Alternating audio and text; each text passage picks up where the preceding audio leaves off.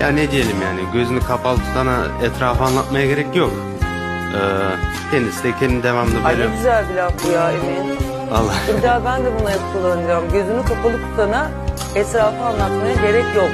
Yaz bunu Melike. Çok hoşuma gitti. Ay evet şimdi sen bunu söyleyince kendi kendime bazen uzun uzun anlatmaya çalışıyorum. Bunu söyleyip geçeceksin. Gözünü kapalı tutana etrafı anlatmaya gerek yok.